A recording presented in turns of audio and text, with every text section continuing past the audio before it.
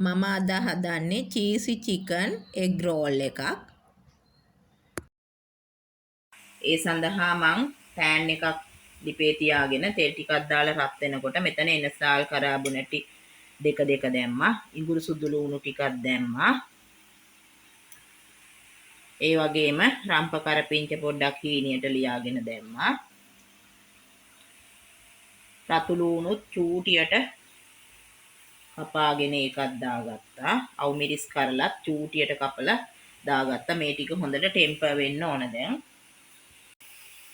Chicken මං තම්බලා ලුණුයි කහයි දාලා තම්බලා පොඩි කරගෙන තියෙනවා. ඒ ටිකත් මම මේකට එකතු කරගන්නවා.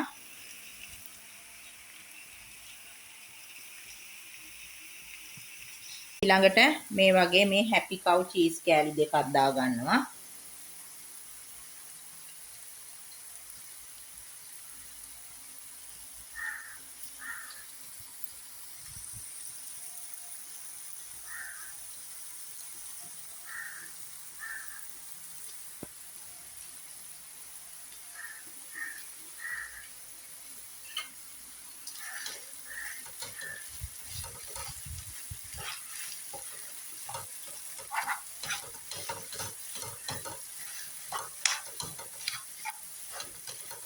මේ බිත්තර එකක් ස්ක්‍රැම්බල් කරගෙන තියෙනවා. ඒකත් මේකට එකතු කරගන්නවා. ගම්මිරිස් කුඩු පොඩ්ඩක් දාගන්නවා. මම මෙතනදි කෑලි මිරිස් දාන්නේ පොඩ්ඩක් දාගන්නවා. ඒක මේ මිශ්‍රණයේ ප්‍රමාණය අනුව දාගන්න ඕන. ලුණු කුඩු පොඩ්ඩකුත් එකතු කරගන්න ඕන. ගෙඩි දෙකක් තම්බලා පොඩි කරලා අරන් තියෙනවා. ඒකත් එකතු කරගන්නවා. දැන් මම මේ රෝල්ස් එකට මිශ්‍ර රොටියක් හදා ගන්න ඕනනේ. ඒකට මම මේ වගේ පෑන්කේක් මිශ්‍රණය අරන් තියෙන කහ නොදා බිත්තරයි පාන් පිටි දාලා තෙල් චුට්ටකුත් මේකට දා ගන්න ඕන. දාලා ලුණුයි දාලා මිශ්‍රණය හදාගෙන තියෙන්නේ.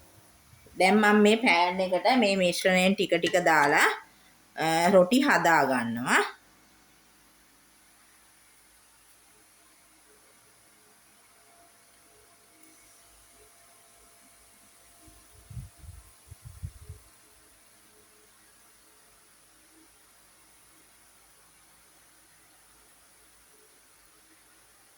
තමන්ට අවශ්‍ය වට ප්‍රමාණයට මේක හදා ගන්න පුළුවන්. තුනිහියටම ඕනනම් තුනිහියටම ඝනකමට ඕනනම් එහෙම ඒ විදියට හදා ගන්නවා. දෙපැත්ත පොඩ්ඩක් රත් කරගන්න ඕන දාලා. මේ තියෙන්නේ මං හදාගත්ත රෝල්ස් එකේ අර රොටිය මූලික බේස් එක. දැන් ඒකක් මම මෙන්න මෙහෙම තියාගෙන මම මේ හදාගත්ත මිශ්‍රණයෙන් ටිකක් මේ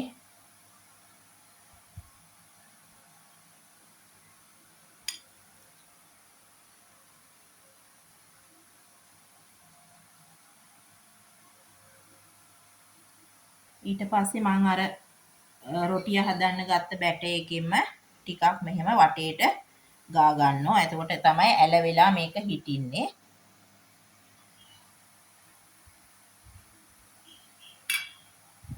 ඊට පස්සේ සාමාන්‍ය ඕන කෙනෙක් දන්නවනේ රෝල් එක මෙහෙම දෙපැත්තෙන් මෙහෙම නවලා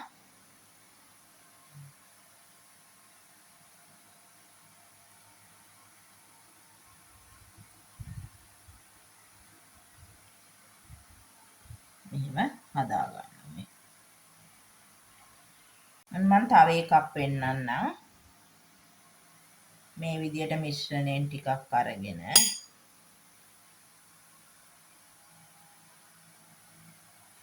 ඊට පස්සේ මේ බැටර් එකෙන් පොඩ්ඩක් අරගෙන මෙහෙම වටේ ගා ගන්න.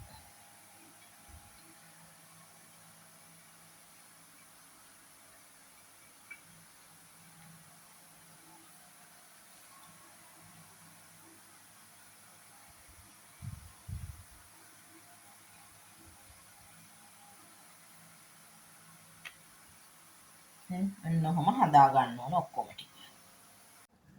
මන් දැන් මේ රෝල් එක හදාගත්ත රෝල් එක බිත්තර මිශ්‍රණයේ දවටලා ඒක නැවත පාන් කුඩු මිශ්‍රණයේ දවට ගන්න ඕන. මගේ channel එක subscribe කරන්න කියලා මං ආදරෙන් ඉල්ලනවා. ඊට පස්සේ මම මේ ටික ගැඹුරු තෙලේ හොඳට බැද ගන්නවා. දෙපැත්ත හරවමින් බැද ගන්න ඕන.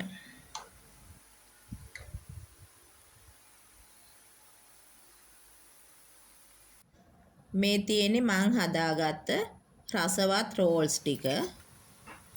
ඔන්න ඕගොල්ලන්ට දැන් මම පෙන්නන්නම් මේක කඩලා ඇතුළ කොයි විදියද කියලා.